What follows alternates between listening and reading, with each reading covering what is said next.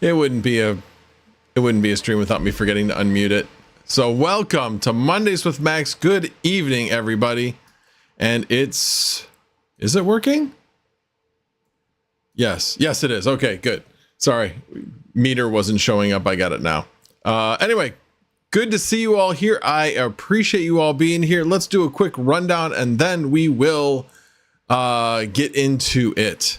Let's see who is here. Son of a Ravage is first. Oval Board Tech is here.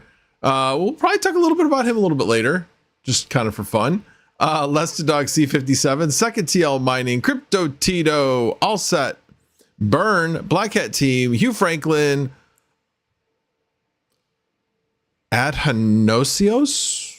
Sorry if I pronounced that incorrectly. Paddywhack Miner, welcome. I haven't seen you here before, so welcome. Paddywhack Miner, Natoshi Sakamoto, Joker Miner, Aragorn Strider, Strange Tamer. Good to see you, sir. Dakar Tech, Chuck Danger, Nick Riley, Automatic Beats, Cincy Miner, Peter Belsel. I'm not sure. Sorry if I butchered that name. Let's see who else. Shark Farmer, Crypto Perks, Canadian Miner, The Toxic Miner, Gordon Murray, Tails, and the Desert Miner to round it out. Good to see you all. Let me check for any tags. I had those preset and it worked. You had what preset and it worked? Not sure what you're talking about. Let me know what you're talking about there. Anyway, so we got a bunch to talk about. First things first, thank you, everybody, especially Red Panda, for the sub bomb this past week. It did take me over 5,000 subscribers. I am thrilled about that. Very, very happy about that. Anyway, so I know there's been a lot of requests, so I figured, well, the least I could do, since I couldn't come up with a good April Fool's joke, was to, since I've been harassed by Chum Change a number of times, that least I could do was show a tour of the, I called it the data center, since most of it's not mining anymore, so I can't really call it a farm. So I call it my home data center or my home lab, as I've called it also. But I'll show what I've got there. Hey, you guys could even maybe vote on a few things on what I could do to improve it. In fact, I'll maybe put a poll in the chat as to things I could do. Let's see. All right. So again, thank you very much for the 5K subs. Appreciate that. So hopefully much more to come there as the channel continues to grow. Okay. First things first, let's do the, well, first of all, let me show you this. Let's see if I remember which one this was. Is it this one? Oh yeah. I kind of like this view. So as you can see there, 5.02 thousand, so 5,020 subscribers. And actually that little doohickey behind me over there actually has a sub count on it, which is kind of nice. Thanks again to Crypto Frank for gifting that to me around Christmas. I appreciate that. So yeah, so a lot of times, you know, the sub count goes down like right after you get to a milestone. I'm thankful that it continued to go up afterwards. It didn't go down, at least not yet, but I'll be prepared. It might end up dipping below 4,000 if the timing's just, I'd say the timing's just right. Timing's just wrong, whichever, either way. But yeah, let me get into, oh, sorry, Retro Mike with the $5 super chat. Oval told me there would be a Vast and Zill talk. Let's fucking go. Zill to the moon. P.S. Congrats on 5K. I can't even count that high. Yeah, did everybody see Retro Mike's video today? It was really interesting about how to mine Zill. You know, in the most economical way. Put a 23 in the chat if you saw his video today and if you thought it was interesting. I thought it was great. I thought it was absolutely phenomenal. Yes, eco-friendly. Yes. I mean, that's what Zill's all about, you know. So, I mean, it's amazing what you can do with mining Zill now. Well, not quite yet, but you will be able to. Anyway. All righty. Well, let's get into the tour. Let me bring, I don't know if I have the first one up yet or not. No, this is not the first one. All right, so I don't know if this is gonna, I'll just turn off, because the sound doesn't really matter. So I'm just gonna turn off the sound on it. Actually, I'll probably just turn it down, but let me double click that one. So this is the first one. So this is, of course, my new Dream Machine Pro, or Dream Machine SE, which has been great. I used to have, well, obviously I had this gateway from Comcast, but I used to have an unmanaged switch with the MikroTik router. In fact, hold on.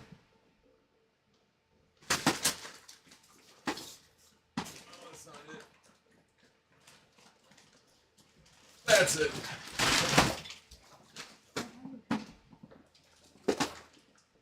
This is what I used to have.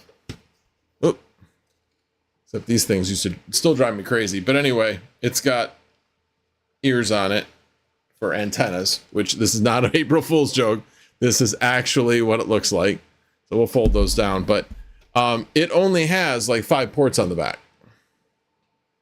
So not really enough to do what I wanted to do. So that's why I had to have the unmanaged switch for just a few more ports. So, but it worked. It worked well. The Wi-Fi sucked, but everything else on it worked great. So this replaced that along with the unmanaged switch, like one of those TP-Link or Netgear, like blue unmanaged switches. That's basically what I had down there. So replaced it with this. Let me hit play to get a little bit better look. So here's the ports. So the nice thing about the SE is that it has a 2.5 gig port, and I'll show that in a second. But I also put in SFP Plus modules, both the 10 gig RJ45 modules. So the one on the bottom is the one actually going into the basement. So that's a 10 gig module on the other side, on the other switch. So that's a 10 gig link. Not that I use it, but it's nice to know that I have room to grow with the network. The top one is a 10 gig module, but I have that 2.5 gig going to this computer that I'm working on. One of the things you can do with this is actually you can interchange this 10 gig with this 2 gig. So you could actually make this port on the top, you could actually make that your WAN connection, and then make the 2.5 gig another LAN connection. So you do have that option with this, which is nice. If I ever did get a 10 gig connection, I could still use this router. Now, it wouldn't give me full 10 gig throughput on it with all the features that it has on it, unless I took the features off, and then just basically ran it, you know, without some of the additional safeguards, shall we say. But anyway, so I had to buy these two extra above and beyond, but definitely a good investment to make. So as you can see, I've got 7 ports taken up. And well, actually more than 7 ports. I've got basically 8 ports taken up, plus the one going down to the switch, plus the one going to the modem. All right, let me keep playing on this. And let me try not to cover up the, oh yeah, and then the next thing it'll show, so you can see right down there, well, you saw it there for a second, you'll see a better shot of it here in a second. Pause, 2.5 gig. So that's a 2.5 gig port. That's one of the benefits of the SE model. Now, the other thing I did with this is I'm going to show you here in a second. Oh, actually, I'm not going to show you here. I was going to, but now I have to switch to a different one. So when I was first running this, it was running like really hot. It was running over 60. So I actually went into it, inputted a module, downloaded a piece of software to it so that I could, let me play it again and let me pause it. so that I could increase the fan speed. Basically, I increased it to 65%, and it took it from 61C down to 44, 45C. So it really decreased the temperature. Did it need to? Not necessarily, but I felt like it was better to run at that temperature with a little bit higher fan. And 65% for me was like the perfect speed for it. Like you couldn't really hear it. You could barely hear it. As soon as you went to like 70 or higher, then you could really start to hear the fan. But at 65, you could still barely hear the fan. So I'm not hearing a lot of noise from it at all. So it's good. Ted said, is that shelf system the alpha system from the Container Store? Yes, it is. Nice eye, Ted. Good eye. Yes, it's from many years ago, actually. We've had that in that closet for a long time. Let me see if there were any other comments. Joker Miner, more videos now. Yeah, I know that has always been my goal. So Joker Miner, I didn't see you say tag me if you said you had those preset and it worked, and I'm not sure what you're referring to. So when you do get a chance, let me know what you meant there and tag me.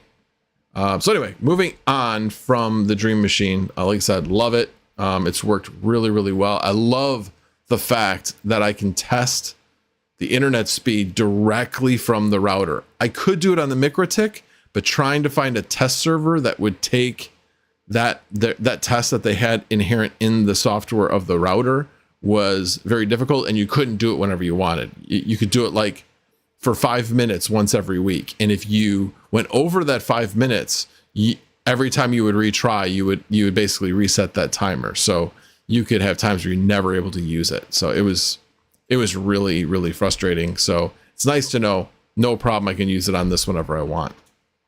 All right, next video. This is the this is my Proxmox server. So basically this has a VAST instance on it, VAST VM on it, with a 3090 that stays rented a lot, and it's very reliable. So I just basically did pass through Proxmox to the VM. There's a process to go through that. It's fairly well documented. You can find it on the internet, but that's what I did there. And then I also have a Flux node running on this. So that is taking up 8 out of those 16 cores. What I also have running on it, I have a Windows VM on there. I have it on there for a variety of reasons. But one intention is to do spec mining to wallets going to that Windows VM at some point. But yeah, it's 5950X that's in here. So I actually have available cores. I plan on, once I get enough Neoxa, to create a Neoxa node on this computer as well. So that is the intention. And I'm going to call myself out here. Look at all that dust on the front of that computer. That's horrible. So I actually noticed that as I was going through the things on the pre-show, and I saw that. I was like, oh, that's horrible. So it's been cleaned. It's no longer like that. I had not noticed that at all. It looks worse from this angle, obviously, than it does from the front. And that's where I usually see it from. So anyway, yeah, so that's basically what that is. And this is all within this room right here. I mean, obviously you can tell that that's behind me. So let's go to, oh yeah, there it is. This is the basement data center. So let's go over a bit of what each of these is. So that one, let me go forward. There we go. A little bit better shot. That's a 4070 VAST rig. And that one running in a 7910 precision 70 Dell Precision 7910. This one actually only has, it has actually 2 processors running in it. Does this one have 2? Yeah, this one has two processors running in it. I can tell because it's got this and then the other standard CPU cooler is in it as well. But basically they're 2 6 cores, single threaded. So yeah. Moving on to the next one. This one actually has 20 cores in it, 2 10 cores. Oh, okay. Sure, Ovalbore. Anyway, so this one is, again, 7910. These are all 7910s, but this one actually has 2 10-core CPUs in it. So it's actually got 20 threads, 20 cores, 40 threads, and it's got a 4070 Ti. So this one, actually that one on the left, the 4070 is not currently rented, at least last time I checked.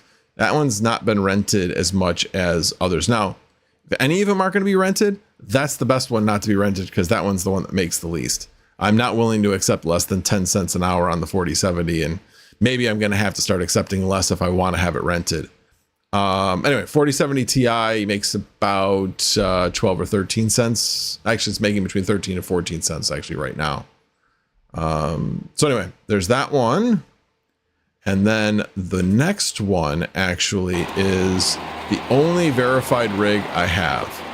And it is nothing like crazy special. It's got a 5700X processor in it with a 4090 with 80 gig of memory in it. And I've increased the memory in the other ones to basically match. So, but this one's verified. This one makes about 47 cents an hour. So that one's really nice. If I could have all of them making that amount, I would be really, really pleased. So hopefully over time, eventually, maybe we'll, although it is completely chance. All right, there's that. Now we're going to come down to the next row. This one is a 3090. This is an EVGA 3090. And both of these have a 10 core processor in them. I did not do dual core on these. So this one's a 3090. And this is a 3090 FE in it. Same setup though. So both of these have the same exact setup. So thank you to Veteran Miner. I did buy these cables from him in order to get splitters off of the distribution board so that I could more easily run the 3090s in this rig. And I've had these run solid. I have not had any problems. I know some people have said that this 800 some odd watt power supply can be problematic in this configuration. I have not found that. It's run completely solid. So, and then this little doohickey off of, the adapter, because whoever provided this one didn't provide an adapter. That was really nice of them, jerk. Anyway, but I had bought that off of Amazon, and it's worked really well. It stayed cool. I've checked that cable a number of times right after I got it, made sure that it wasn't running hot on either end. So it's doing really well. And next is another 4090 rig. This is my second 5700X. It's basically the same exact configuration. It wasn't originally, it is now. The same exact configuration, except this has an 850 watt power supply. Again, VAST doesn't know that. And the performance of it hasn't shown any difference. But this one is, oh, you know what? I take it back. This is not. This is a 5600X in this one. I have a different one that is also a 5700X, but this one actually is a 5600X. So again, this one's a Asus TUF 4090. And then going down, that was just showing the TUF. And going down, we have an Elite Desk. I originally bought these to be Flux nodes, but then I had 8 Flux nodes at one point. Now I only have 1 because I have enough to have just the one bigger, the Nimbus node, as opposed to 8 Cumulus nodes. So I repurposed these into ETCMC nodes. They are currently running at that. who knows what'll happen in the bull run? I can dream, right? I've got about 2,000 ETC POW right now. So, hey, if it got back up to $2 again, that would be amazing. Absolutely amazing. And now we look at, that is the beautiful 48 port Ubiquity switch. You like that? I figured that would be, I figured you guys would really like to see that again. Let me back it up just a little bit. Yeah, there we go. So again, it runs great. This I got free from Big Wooly. Thanks again, Big Wooly. I appreciate it. Oh, I actually forgot to even show this. I actually have an access point that is currently hanging on the closet door. It is not a permanent, so it's semi-permanent as far as the installation of it. It hasn't fallen. So that's the important part. But I wanted to try it out first, and it's just continued to work. So, but anyway, it's on the closet door on my right. But anyway, so he gave me that along with this when he was doing installs. Happened to be in the right place at the right time, where he was in town doing this, and he was basically told he could take them because they were just going to throw them away. And he said, "You want one?" I'm like, "Yeah, I could use one." Had no idea how much I would use one, but yeah, it's worked out really, really well. So again, you can see down here, there's an SFP Plus module. These two up here are actually optical modules. So if I chose to rerun it with optical cable, I could do that. I could take one of these out and put it in the one upstairs, and it would work. So I have that option if I ever wanted to do that, or possibly put an aggregation switch if my network increased in size. Don't see that happening though. And then on the right hand side here is my other ETCMC node. I forgot to show this. I actually have an ETCMC node running on a NUC.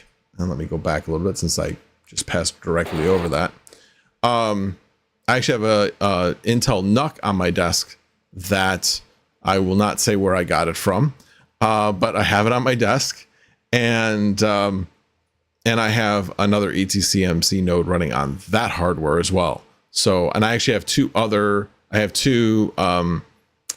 Raspberry Pis in cases, in very nice cases, Argon cases that currently are doing nothing, but have an intention to use them for something at some point. May use them as wallet PCs as well, just running on regular Linux, but I haven't decided that yet.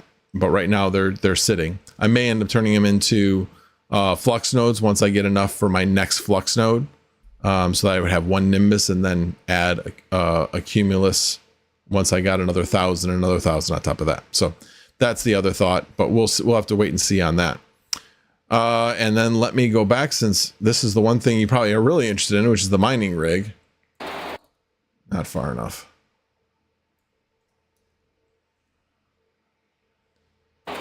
Okay, now what's interesting about this one and the one directly below it, both of these, the actual main power supply, so the server power supply you see there, and the one below it, which is a VAST rig, they're both running off of a 20 amp circuit coming from the bathroom to the right.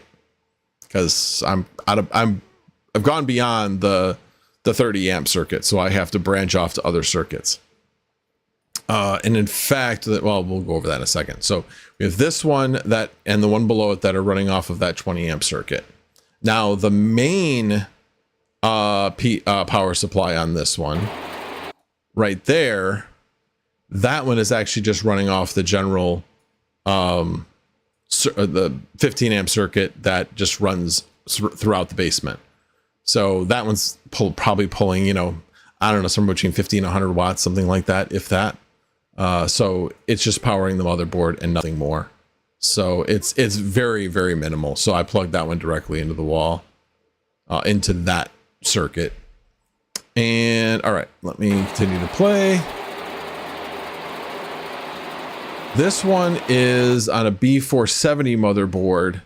This originally was a Proxmox server, but it has a 5950X, but decided to turn it into a 4090 machine. And so this is a 4090 in here, and then take the 4070 and 4070 Ti I had in here and put those actually in the 7910s and then take all the 3060s out, since the 3060s weren't making much. So there's been some changes with the VAST as far as what I'm using. All right, now swinging down to this one down here. Oh, and actually, where'd my mouse go? So the one we just saw, that one actually is run to the entertainment center, which has its own circuit as well, its own 15 amp circuit. So, and I know I can run one more thing actually to that circuit if I want. Or I may just, so I know like one of the things, and you'll see here in a second why, one of the machines I really need to move off of the 30 amp circuit. I'll probably end up taking the 4070 and plugging that into the wall or into the circuit by the entertainment center. But I haven't quite decided that yet, but I will be shortly. And this one, actually, like I said, this one is configured exactly like the one that is verified. So why this one? I mean, it's the same GPU and everything. So why this one isn't verified and the other one is, couldn't tell you. But this one, like I said, this one has the same configuration other than it has a white CPU cooler versus a gray or black CPU cooler. I forget exactly what the other one had, but otherwise the same. All right, and now we get to the piece de resistance. Oh, there's that too. So this one, actually, if you notice, it's got my logo on it. So this was by Llama. I can't think of, it wasn't Red Llama. Something Llama Crypto. Anyway, used to be in the community. Haven't seen him in a while, but he made this for me without me even asking. Well, I asked him if he could make me one and I could pay for it. And he's like, no, you can't pay for it, but I will make one for you. I'm like, all right. And he's like, what color? I'm like, whatever color you got. I don't care. I just need a meter. And he's like, no. What color do you want? I'm like, seriously, I don't want you going out and buying like special filament for it. And he's like, no. If I'm going to do this right, I want to do it. I'm like, fine. Dark blue to match my logo. He's like, done. So that's why it ended up being the dark blue. It looked great. So I love it. But as you can see, I'm at like 25 amps here. So I'm a little bit above where I should be. Now, the voltage, you guys have heard this before from me. My voltage had been like really high. It had been above 250. And I was complaining about it because I think it killed my other PDU. Maybe not killed it, but stopped it from working until the voltage was brought back down. I haven't retried using it yet, just because I don't want to take anything down. Anyway, but this has worked great. I mean, it's 16,384 kilowatt hours so far is what it's experienced. So it's been around the block. And but anyway, this is right now, like I said, it's a bit high. I taped this when that one was actually doing, the 4070 rig was doing a background job, a background mining job. So it was fully using everything when this was on. But I since was like, you know what, I'm gonna take the background job off just because this is running a little high. All right. And now I think we're gonna show the PDU first maybe, or do I even just pass over the PDU? Okay, we got it.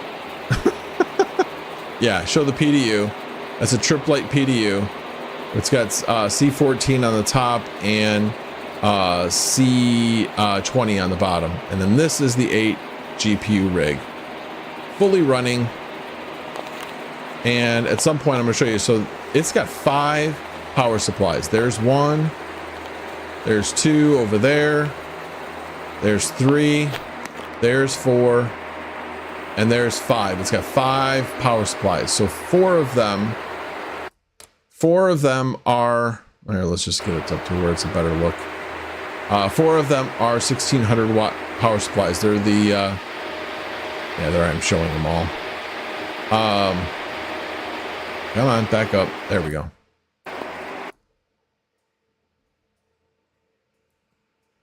Let me go to something else that isn't so, oh, I guess I pretty much shut it off here. So anyway, they're Seasonic Prime 1600 watt.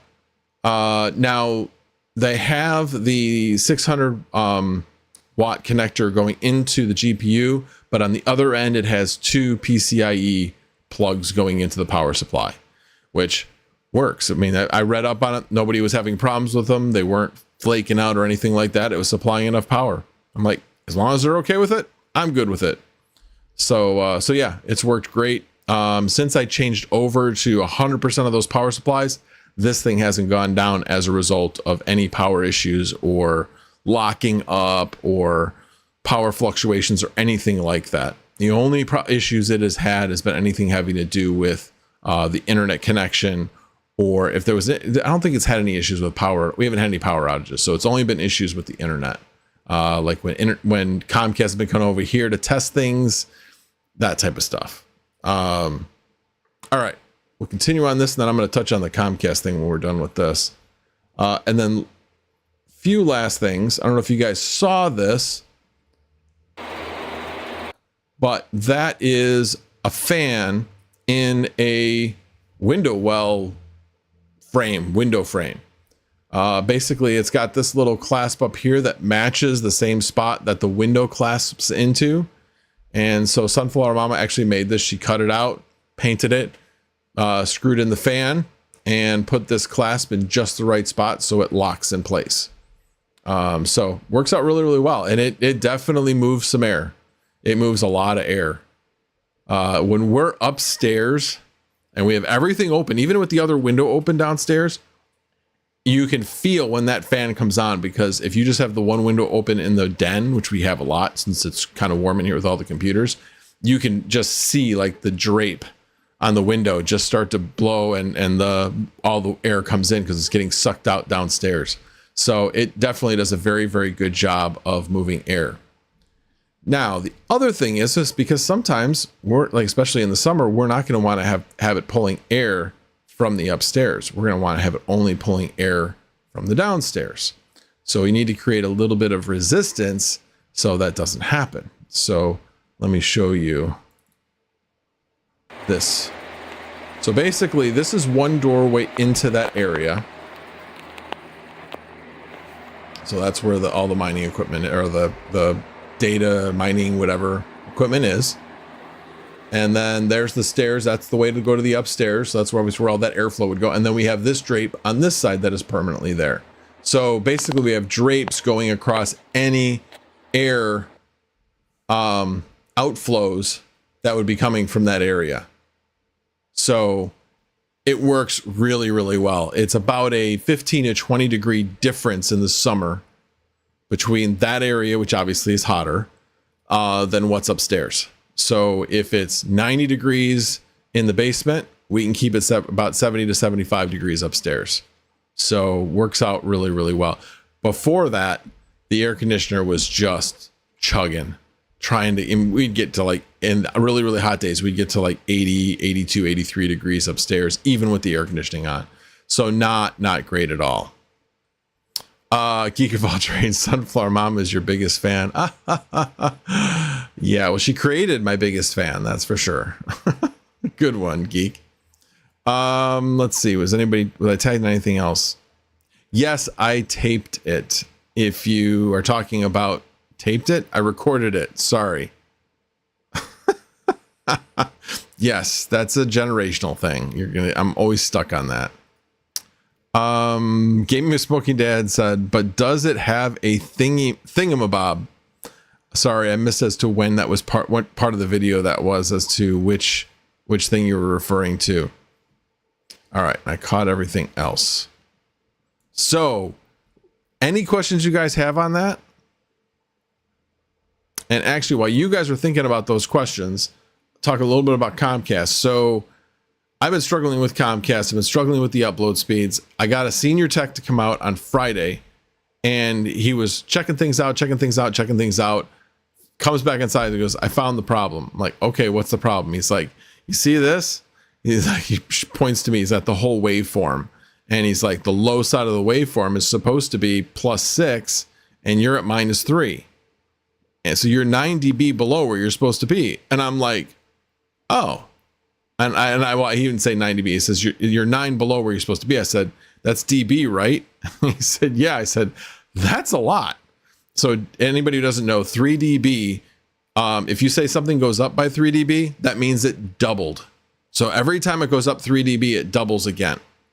So if you say something goes up 9 dB, it doubled, then it doubled again, and then it doubled again. 2 to the third power, which means it went up 8 times. So that's obviously, you know, a lot. When you spoke about the doohickey, I must have said something about a doohickey, but I'm not sure. Maybe I was talking about the thing in the window. Yeah, sorry, whatever. Sorry. Don't remember that far back. I'd have to do a replay. She doesn't have a flag, so sorry, referring to one of those commercials. Okay. So anyway, so he came out, showed me the waveform. He's like, yeah. And I said, so what does that mean? He's like, generally that means that either there's an imbalance in the line, or the center conductor is not making good contact somewhere along the line. He says, I think that's it. I'm like, okay. He's like, but that's not my department. They got to come out and actually run tests and figure out where the problem is and then correct it. I'm like, okay, cool. So right now hasn't been corrected. So it's sometimes good, sometimes not. So tomorrow I'm going to call them and basically say what the heck's going on, if I still don't see any improvement. But anyway, so I'm sure that was completely underwhelming. But you guys asked for it. You guys asked for it, or maybe it was just Chump. Maybe he was the only one asking for it. And he's not even here. What are you going to do? Okay, well, let's go over the more fun section of the show. And that is it April Fool's or not? They're pretty much all April Fool's, except for maybe a few. So this first one, and I'm hoping you guys will be able to hear this. This one is time to come clean. What do you think? You think it's April Fool's or not?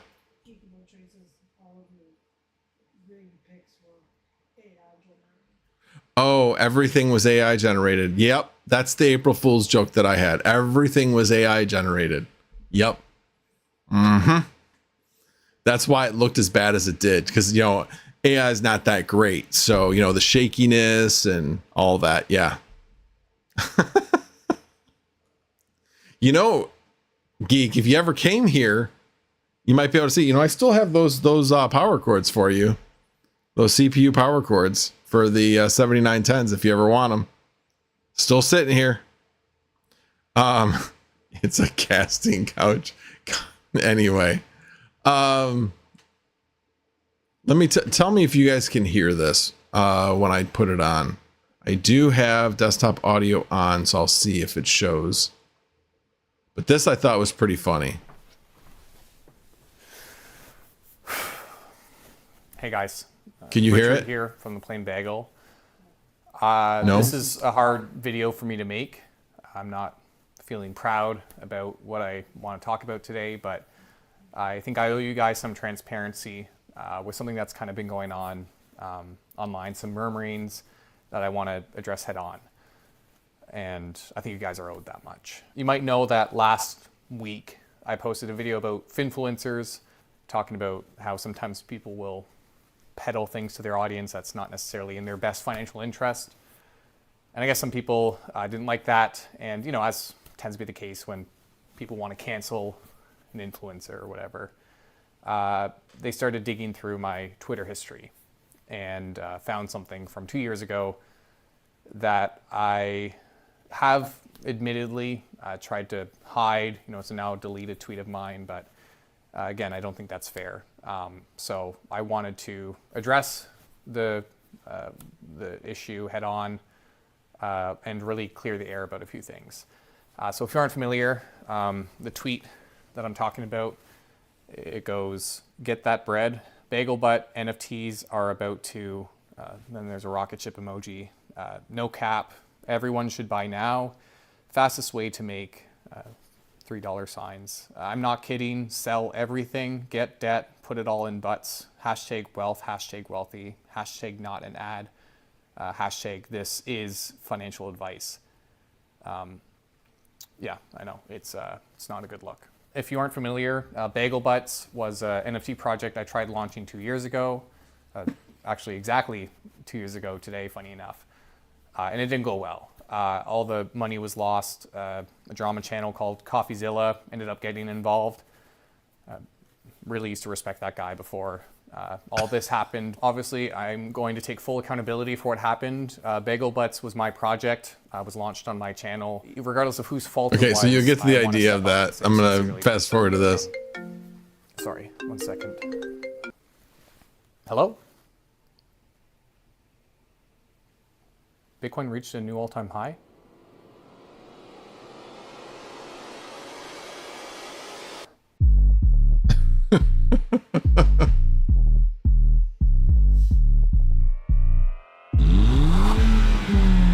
Hey guys, what's up? We're back this time with a new crypto project, the next big thing to take your bank account to the moon. Introducing the new, bigger, better, bagel booty AI crypto coin. Twice the volume, twice the profits. Let's get it. All right, you get the idea. I don't know. I thought it was pretty funny. Obviously, it's kind of like a Shaggy Dog story. He's drawing it out to like make you think maybe it's true, and no, totally not true. Anyway, I thought it was funny. All right. Rented car. It was a rented car. He actually used that car for another video that he did. Anyway, loved it. Anyway, all right, let's move to the next one.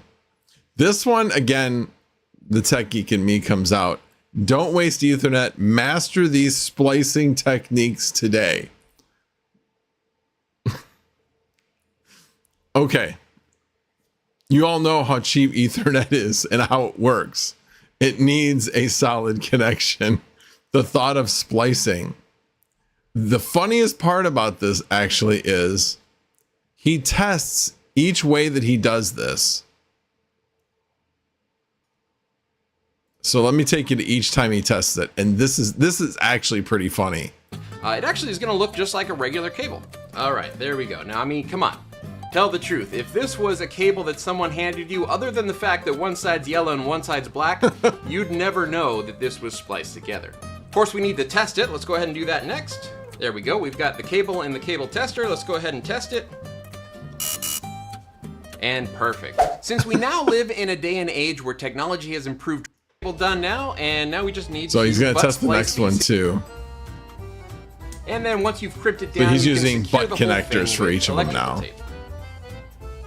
So he's done it up, and you're basically not even going to know that this cable is spliced. All right, and there you have it. That came out just perfect. And now we just need to test it out with our handy dandy cable tester here. Perfect. For those electrical engineers out there in the audience, you may already have all the tools that you need for Ethernet splicing if you have some solder and a soldering iron. Let's see how this goes. He's testing it. It actually worked with solder. Perfect. One additional benefit to this soldering method is that you can also create Ethernet Y cables.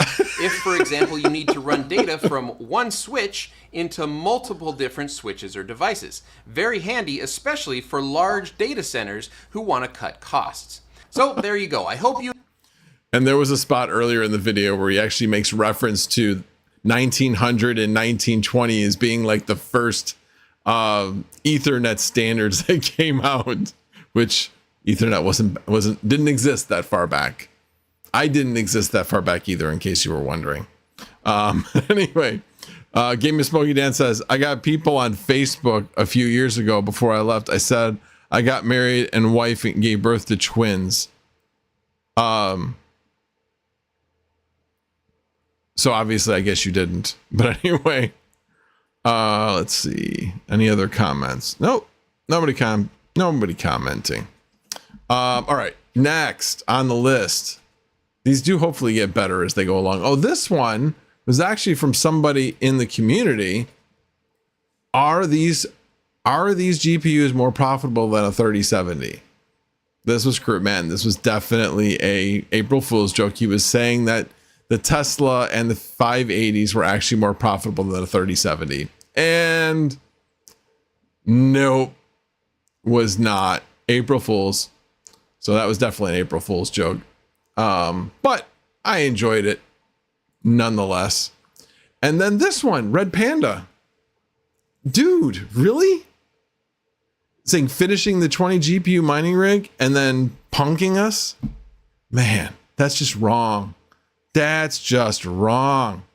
He should not have done that. But yeah, he did not finish his 20 GPU mining rig.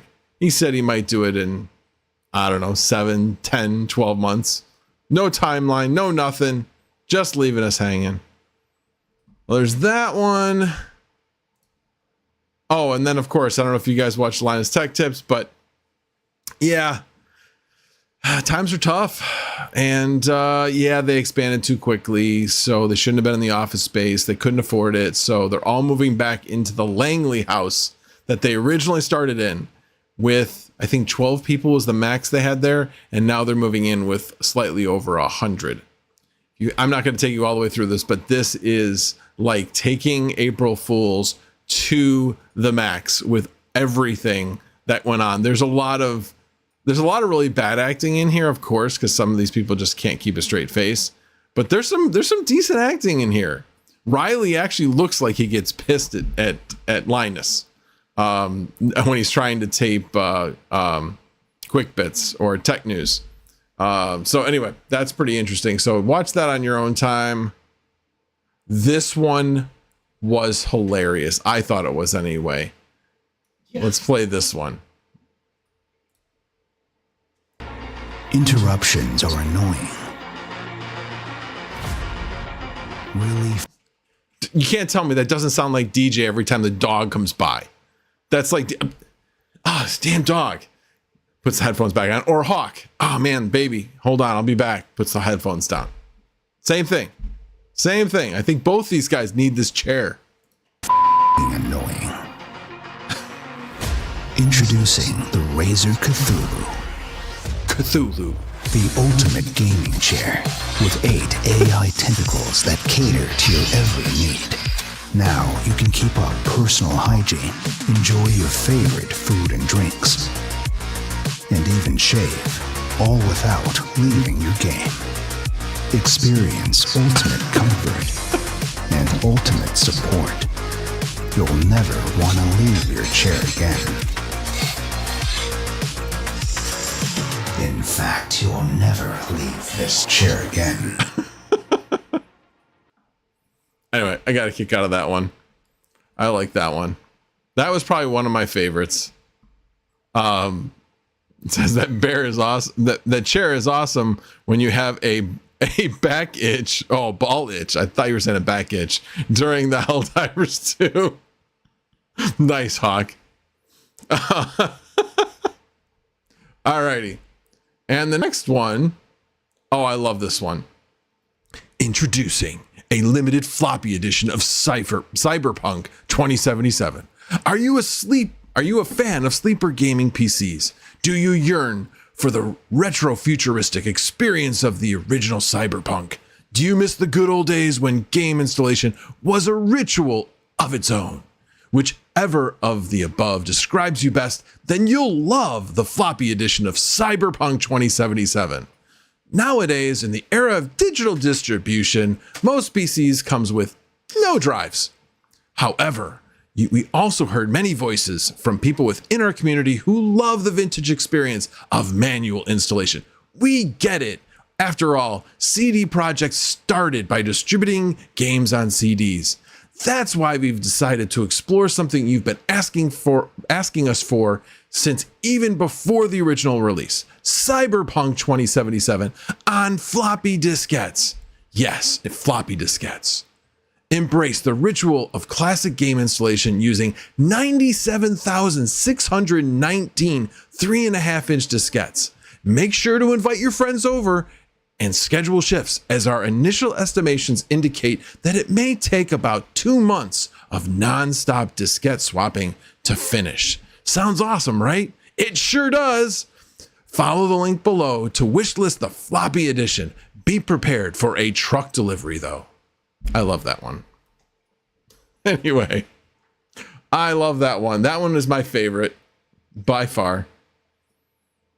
All right, this one's good too, though. This one's short. This is, hang on. Oh, The Spudger is the MVP of every toolkit iFixit sells. It's a new use it in Spudger. almost all of our teardowns, but sometimes you need a slightly bigger poking and prying tool for your repairs. Meet the Spudger XL, twice the size of the original Spudger, and perfect for appliance and around the house repairs. But even then, sometimes you need to go even larger. We've got you covered with the new Spudger Pro. As devices get bigger and use more adhesive, we've realized that our standard and XL Spudgers struggle with some tasks. At 5 times the size of the original Spudger, you'll have 5 times the poking and prying power of the original Spudger. But wait, there's more. A product that's been in research and development since iFixit's foundation back in 2003. Meet the Spudger Pro Ultra. By combining our know-how in cutting-edge nanomolecular carbon flex lattice technology, we've managed to create a Spudger that is literally made of 1,734 regular Spudgers. In theory, this Spudger should outperform our regular Spudger by a factor of 13. That means, for every device you fix using the Spudger Pro Ultra, another 12 devices will fix themselves. Our new Spudger Pro lineup has the ultimate poking and prying tools you never knew you needed until now. The Spudger is the MVP of every toolkit iFixit sells. anyway, so it's a short, so it replays. But anyway, thought that one was funny as well. Let's see. Was this one? I don't think so. I don't know why I slide this one up there. No, this one has some pretty, oh, this is the one reason why I left this one up here. Stoner Lingo Translation App. Another Dream Team prank product, Rosetta Stoned, a mobile app from Rosetta Stone and medical marijuana company Fluent that bridges the conversational gap between novice users and seasoned stoners in any social setting. I thought that one was good. I really think they should make that. That would be very funny. That'd be a fun app. They'd probably make a lot of money on it. Oh, and then there's this one. Did he actually go from Hive OS to MMPOS? Yes, he did, actually. I originally saw this. I'm like, wait a minute. Is this actually, he's actually doing this? Is this an April Fool's joke? I didn't watch this because I was at work and then driving home and then having dinner with my family and then getting ready for the stream. So I didn't actually see it, but I saw the title and I thought, and then I skimmed it and pretty much saw, nope, that was pretty much exactly what he was doing. So no April Fool's joke there. And then this one, I remembered that Ironfish was changing their algorithm. I didn't remember what it was called. And so when I saw this, I was like, I think this is real, but I'm not. Why would he put this out on April Fool's Day? Because I originally was like, maybe it's a April Fool. You look at that and you're like, this could have been an April Fool's Day joke, except we know better. It wasn't. But anyway, I thought that was pretty funny that that one wasn't, in fact, an April Fool's Day joke. And then we have this one, which is introducing the Amtrak emotional baggage car. Tag a friend who needs a lift. We can handle it. Anyway, I thought that one was pretty funny. Oh, and then, the final. Good. Iowa won. Beat LSU. We'll close that window or close that tab. So anyway, that's what I had. Any April Fool's stuff that you saw on the internet that you liked? No, I haven't gotten there yet. I'm going to though. So if you guys have any, yes, Caitlin Clark beat LSU. I think she has a few other people that play with her. That's kind of how she gets assists. She can't assist herself. So anyway, who is IF?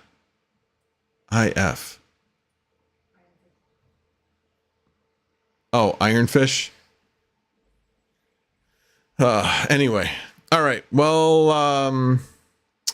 the other thing I was going to talk, what were the other things I was going to talk about tonight? I totally forgot.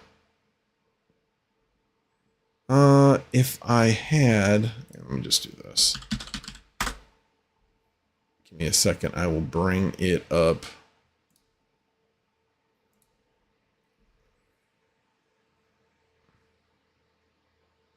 It's a market review. Okay, so KS5L. Is that in fact an April Fool's joke? It's not just the name, it's the price too. And it's the price. because the price has a 12 in it. So it's the Kessel Run. Looks like Kessel. It's a Star Wars reference. It's the Kessel Run.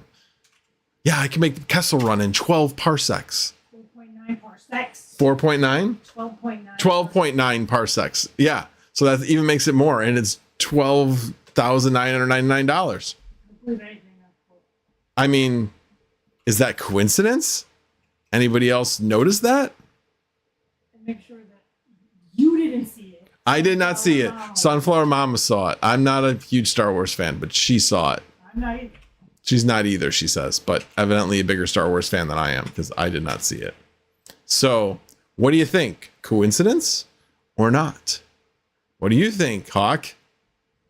Joker Miner says, hi, member questions later in Discord. Okay. I can do that. Argon Strider says, sysadmin had a post that Broadcom bought Veeam, a very popular enterprise backup tool, since the VMware acquisition went so well.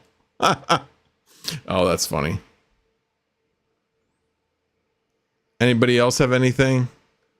April Fool's wise?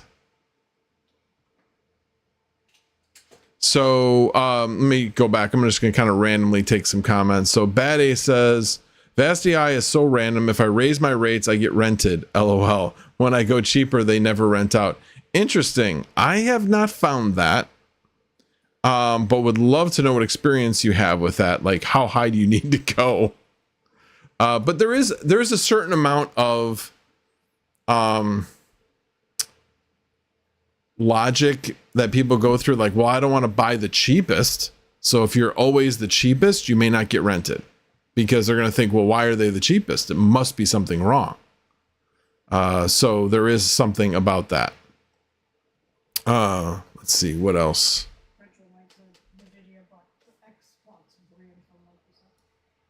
NVIDIA bought the Xbox brand from Microsoft. Yeah, I don't think that's the case. But I'm guessing that there was a... oh, and how could I forget? I mean, I brought it up earlier in there. Yes, the retro mic thing about Zilliqa is complete April Fool's Day joke. Gaming Smoking Dan says, Starbreeze, the game company behind Payday, dropped a video on Helmet Pop, a new pop drink. What, like where you drink it out of a helmet?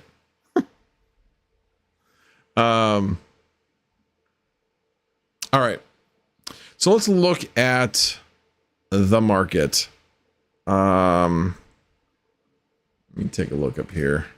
Go to CoinMarketCap, see where we're at. I actually, right around my lunchtime, I was checking the market. I have some money on the side. So I was like, hey, Bitcoin down in the $68,000 range. I'll buy some. So I definitely bought some of that.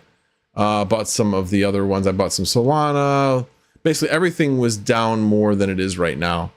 So I just kind of dipped my toe in a little bit more on each of them since I had, like I said, thought it was a good opportunity, but didn't want to go too heavy in case we do see a bigger drop. What was interesting this morning on the Daily Grind with Chump Change was Crypto Zombie, I think is his name. Anyway, he was talking about how this is one of only 2 times that the monthly candle went up for 7 months in a row for Bitcoin. It's never gone 8. And the fact that we have a halving this month has a lot of people thinking that rise up to the halving and then a drop off after the halving below where the month ended, which was right around 70. So doesn't mean that it has to be like way down. It doesn't mean we're going to have a huge drop off, but could we, be somewhere between the 60 and 65 range? I think that's probable. After every other halving, we have seen a drop off. So therefore we would not have a green candle in April, but it would open the doors for going beyond that into May. Probably mid-May to beginning of June, I would see that's when we might start the big climb and where things don't stop for quite a while. But even during bull runs that typically are somewhere just short of a year or just over a year, there's going to be 1 month where there is not a green candle. So even during these bull runs, you're going to see some, a month where it drops off. So nothing wrong with that. I'm actually kind of looking forward to it with the money on the side. So I've got some purchases set for much lower levels, like just into the 50s and just out of the 50s, like 61, somewhere around there. Don't know if it'll get down there, but hey, if it wicks down quick, hopefully my my order will go through, which would be nice. And one of the things I've been doing, I took more control over. I'd been very conservatively invested in my IRA. I had not really been doing much with it. But then once the Bitcoin ETFs came out, I've been slowly moving away from what I had in there and moving it all into a Bitcoin ETF. So far, so good. I'm already up more than I would have been if I stayed in what I was in. So, it'll obviously go up and down, but I'm not completely invested yet and probably won't be until mid-May. I'm going to take my time in making the purchases to get completely invested. Retro Mike, dear Zil team, please don't sue me.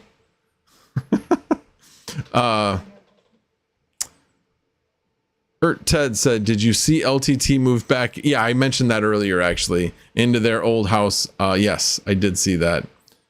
No, they said that they were going to have 100 people work. Oh, maybe they didn't. They originally said they had 100 people working, but that they could, maybe they were talking about swapping back and forth. It didn't matter. It was a joke, but they talked about trying to fit 100 people in that house. And then, of course, he has his office, which has like nothing in it. So yeah, it was totally a joke. What about Wall Street impact on BTC in this halving? See, I look at that, and if I'm somebody on Wall Street, I'm going to be telling people that would be looking to buy that don't buy now. It's after the halving. We're, buy on rumor, sell on news. Well, the news is already passed. Typically it goes down, so don't buy. So I think a lot of that will be going around. So yes, there'll probably be some more demand. Maybe it'll help not bring things down so far, but it's a self-fulfilling prophecy, I think, at this point. So I think that demand will somewhat die down for people that haven't already invested in it. The smart money at that point will wait. That's what I'm thinking. And people get scared when they start to see a drop. I would imagine that the amount of money going into Bitcoin ETFs right now may have slowed a bit. Again, I haven't seen the data or anything, but the fact that it's kind of trading sideways takes some of the FOMO out of the air, shall we say. Geek of all trades, a member for 21 months. My mom texted me and said I was cool. Is that an April Fool's joke? No, definitely not. Your mom would never make a joke about that, goat. Plus, you're cool. You're cool, man. Joker Miner says, my 403B has no crypto to pick from. Yeah, I know. So I can't do that in my 401k that I have in my current company. But whatever, I can do it with stuff that I had at previous companies that I moved into an IRA. Oh, really? Goat said Trade Ogre paid out all the missing Caspa April Fools. Oh, see, I never had any problem. I got all my Caspa out of Trade Ogre. I did not have any problem with that, and I did it after everybody had the problem. So I don't know. Don't know. How is the crypto IRA? It's doing good. I mean, it has some. So anytime you make a trade, it's 1%. So that's one drawback. But again, I'm not going to be using it to trade. It's going to be to invest in certain cryptos, have them be there during the bull run, and then pull them back out after the bull run into USDC or USDT, and then figure out what I'm going to do for there. I may trade out back into a different IRA at that point. basically pull it from there. I don't know. I haven't decided that yet. But for right now, it's in there, and looking forward to doing that. So that's the one drawback I found. One thing I did find was that you can place limit orders. I wasn't sure if you're going to be able to do that on that platform. So I've been really happy with it so far. I mean, I just started it, so can't really make any final decisions, but I do like it so far. And took about a month to get the money from the IRA into the crypto IRA, but part of that was on us, and part of that was on the company that was holding it. They were being stupid. So we had to nudge them quite a bit in order to get them to finally do the transfer. But it happened. 3 Mil said, setting up Ironfish algo change, want to sell it on exchange. If it's set in flight sheet, got it wallet template as wall see, I have not. I mined it way back when, at the very beginning, and I couldn't even tell you what I did to set it up. And now with the new algo, couldn't tell you. I know that there was some news today. Speaking of algo changes, I know that Varus and Pirate Chain do merge mining now, and I know that Viper pulled out and had a statement. I'm not going to go through the statement, but as to why they are not going to be supporting and running a pool for Varus Coin anymore. As a result, they were not happy with the way things were going. Like I said, you can find their statement on Twitter. And let's see. Gaming with Smoky Dan said, I'm so glad you don't have an Irish accent, as all this IRA talk could have me on a watch list. Is something very different here across the pond in England. Yes, I understand. I didn't know that was still a thing. I mean, I know many years ago it was a big thing. But we don't hear much news about the bad things that they did or that they could be doing. So we just don't hear that over here. Kat Rosa said, Retro Mike Tech, he'll never have the Loyal 4. I don't know what that is. Oh, I guess I have been streaming for over an hour. I didn't even realize that. Well, I'm going to basically probably just go about another 5 minutes and then maybe either do some work or go play Helldivers. I don't know. I haven't decided yet. But let me know if you guys have any last minute questions. Retro Mike said it was the responsibility of Viper as pool ops to know how to technically implement mining.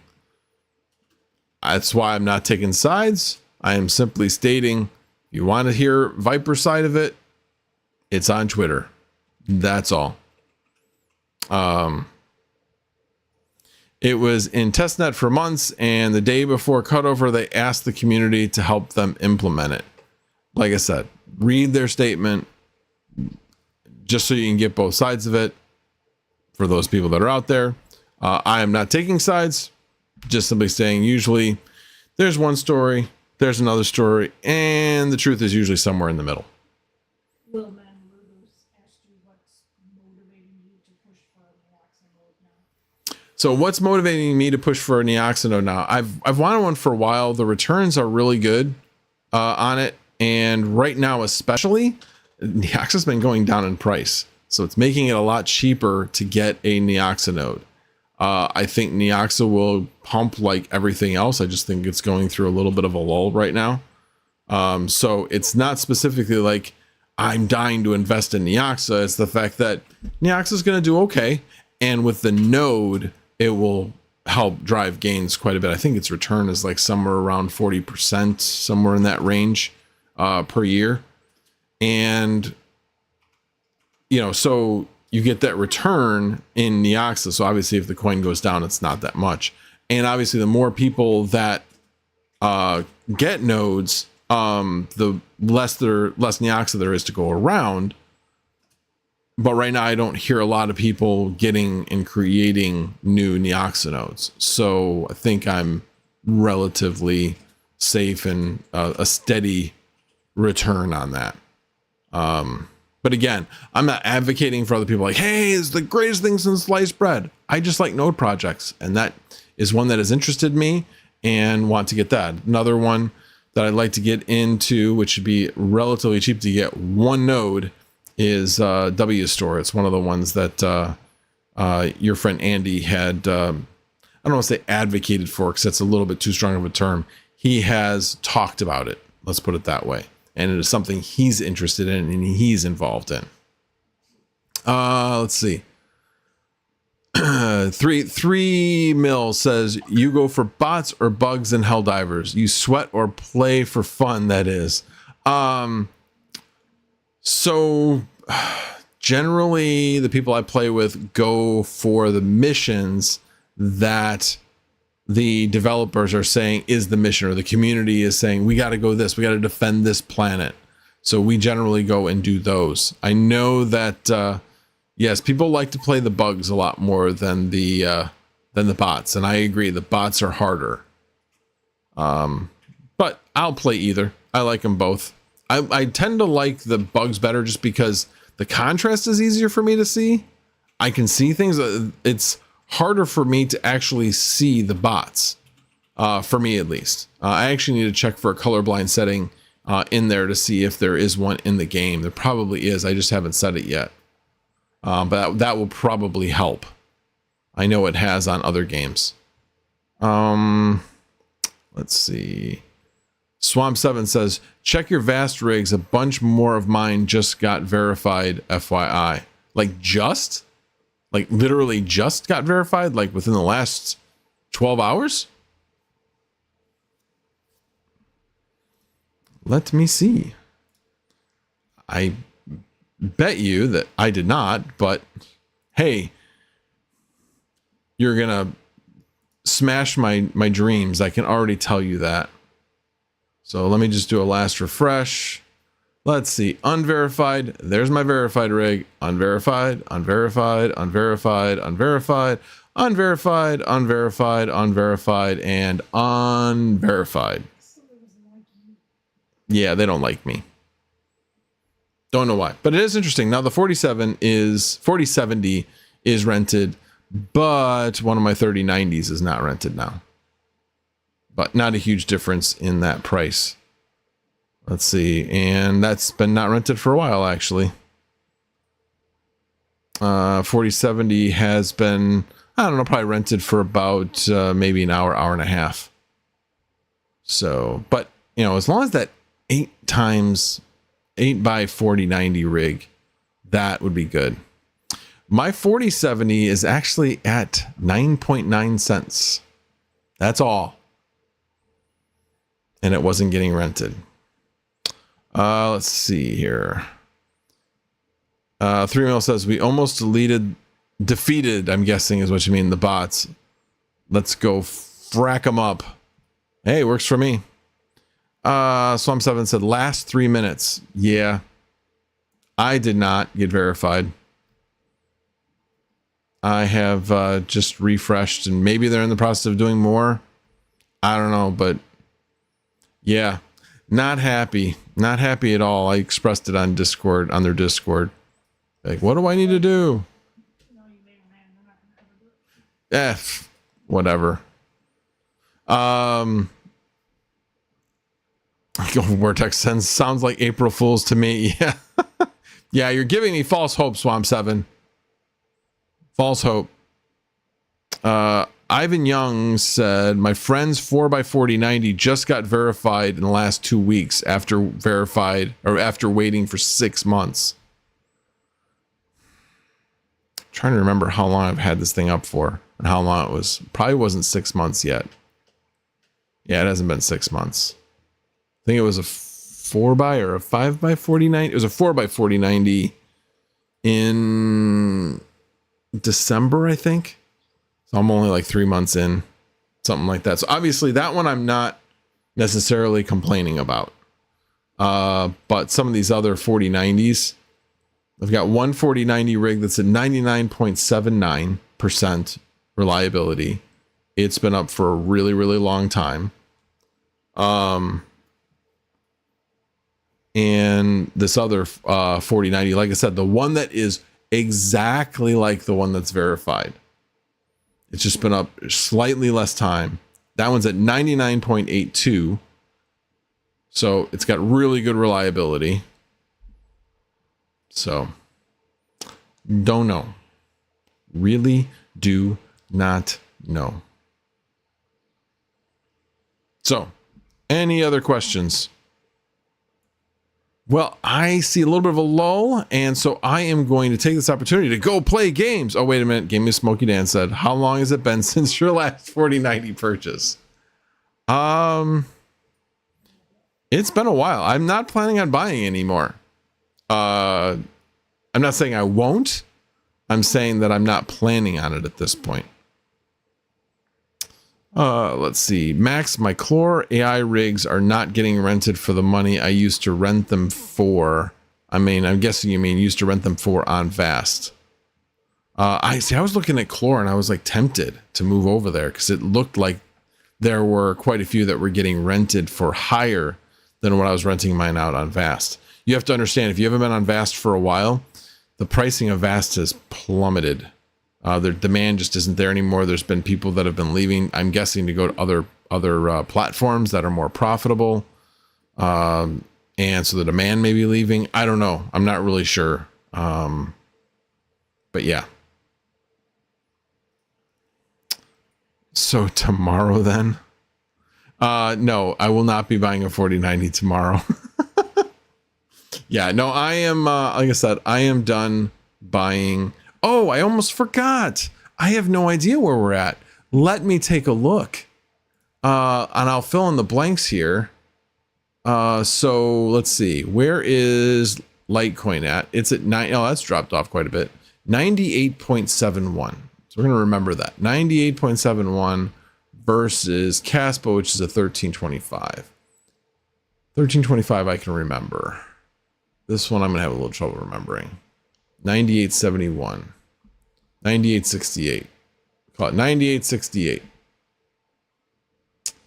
And let's do DJ.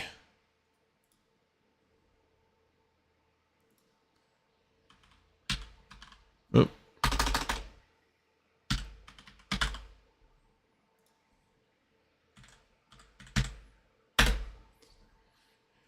Yeah, LTC still winning. Okay. Just thought I'd update on that. I have to update it. It's my responsibility. I don't have a choice. I just don't have a choice. LTC, LTC, LTC. Yeah, it's definitely got a better ring to it than Caspa, Caspa. Yeah, no, need 3 syllables. Definitely need 3 syllables. Alrighty, guys. Well, thank you guys for being here. I appreciate it. And we will see you again next week. But before you go, if you are not a subscriber, I would appreciate it if you like this kind of content, that you would hit the subscribe button. And if you like this live stream, if you would be willing to hit the like button before you leave, I would really appreciate it. And unfortunately, it doesn't give me a live count of the likes, but I appreciate it. And with that said, adios. And the general. 70. What was that? 92 watching, 70. Okay, 70 likes. Not bad. 92 watching, 70 likes. Appreciate it. And the general is out. Have a good night, everybody.